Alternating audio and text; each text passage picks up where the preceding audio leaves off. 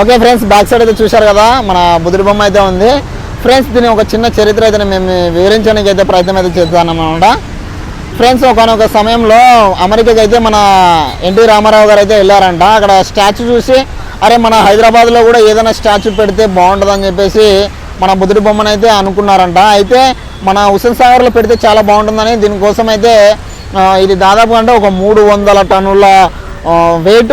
తర్వాత ఫ్రెండ్స్ ఇది తీసుకురావడానికి మన హైదరాబాద్లో చాలా చిన్నగా గల్లీలు ఉంటాయి కాబట్టి దీన్ని తీసుకురావడానికి మన బుద్ధుడి బొమ్మను తీసుకురావడానికి రోడ్డు పరిణామాలు కూడా కొంచెం ప్రత్యేకమైన రోడ్లు కూడా వేసారంట.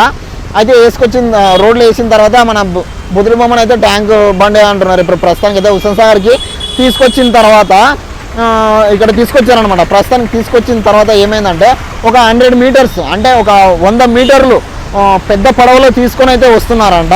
పెద్ద పడవలో అయితే